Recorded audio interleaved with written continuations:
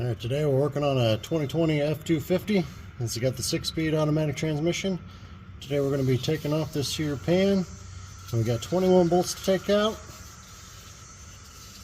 That way we can get access to the filter inside here. Go ahead and get that changed. Go ahead and get a good fluid swap as well. So I'll be right back after I get all these here bolts out. So I didn't even get all the bolts out. It's already starting to rain on me. So I'm gonna go ahead and try and get the front part of the pan to come down first, and we'll get the rest of it down. But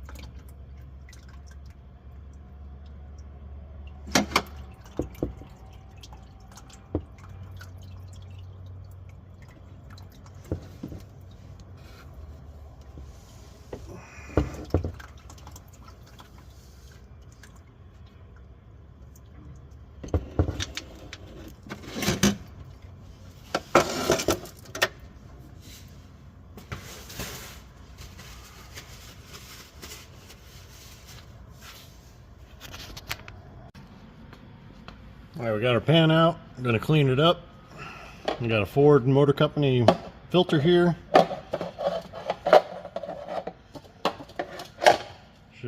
Just came out with the pan.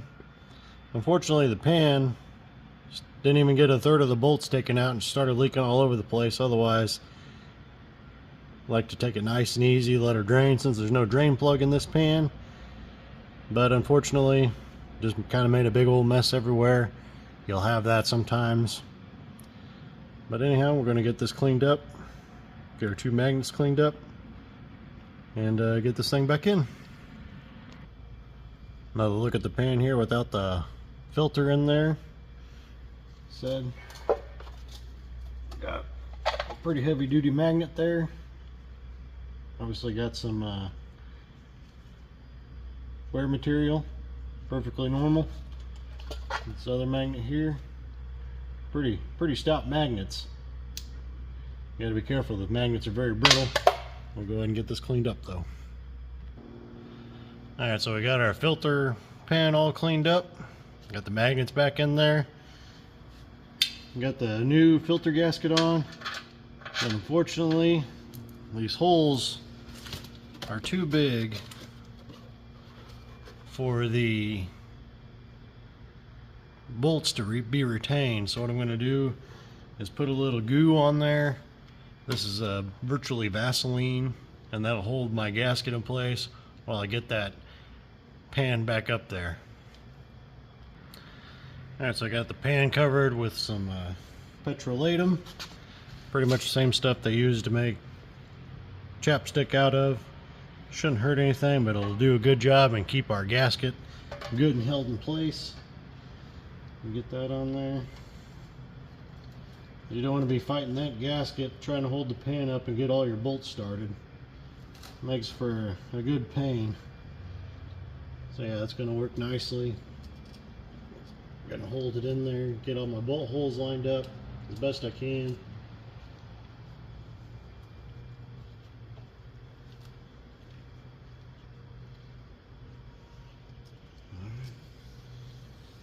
And there we are.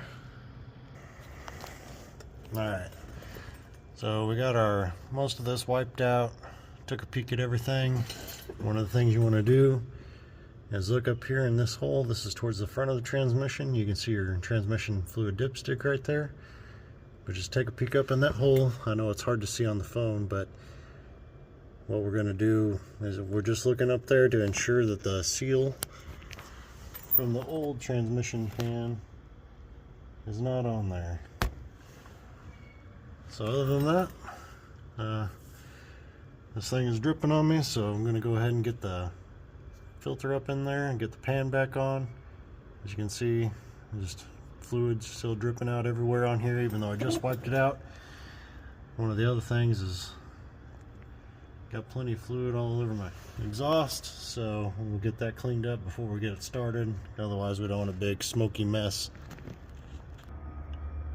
I got all the bolts back in.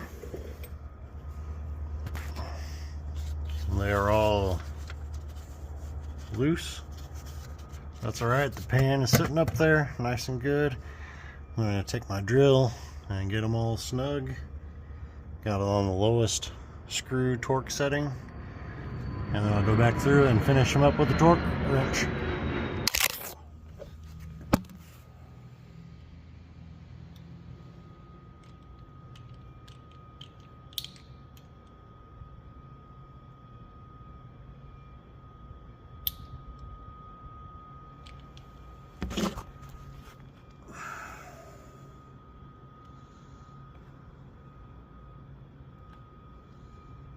Alright, so I'm going to torque the pan nuts in a crisscross pattern. According to Chilton's manual, it's 80 inch-pounds. So we'll go ahead and get those torqued up and be right back. Alright, got all the bolts back in, torqued up, wiped down the pan, sprayed the heck out of the catalytic converters with isopropyl alcohol. Got them pretty well dried up, cleaned up. That way it doesn't smoke so bad and stink so bad when you get it started up, warmed up. And right up here, see if we can get my hand in here. This guy is your fill plug, right beside your passenger side catalytic converter. So that's terrific when you go to fill it up. But the initial fill, Chilton's calls for 3.5 quarts just to start with. So, get a look at that.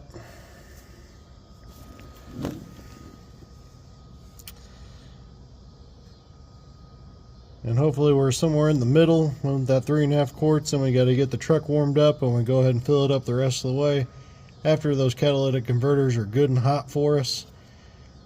So we'll go ahead and get her started.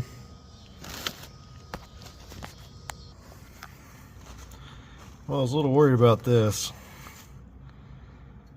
It's like you don't want to see adjustability in your dipstick, but I guess this is made to come out. It says Mercuron only. That's no problem. Reason Valvoline Max Life covers Mercuron, no problem. Covers a bunch of things. Very good fluid. So anyhow, I'm gonna slip this in there.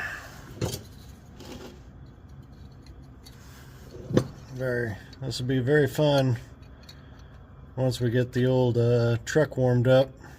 Probably won't be able to record that, but anyhow, you can feel it go in there. It stops. Let's go ahead and bring this down. Let it drip all over the place a little bit.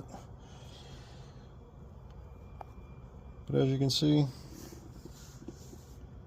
got plenty of fluid in there. It says you can start with this 3.5 quarts, drive it around, get the transmission warmed up to 200 degrees.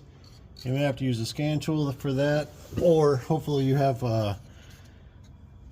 it'll tell you in the dash, if you scroll through all of your settings in there, if you have a digital speedometer and all that other good stuff, it should give you a transmission temperature readout, and you just want to get the truck warmed up to that. Check your fluid, add as necessary. Chilton recommends you use a pressurized dispenser. Well, that'd be a whole lot better than this shampoo pumper thing. Oh boy. So, but anyhow, Going to get the truck warmed up, check the fluid, and this job is complete.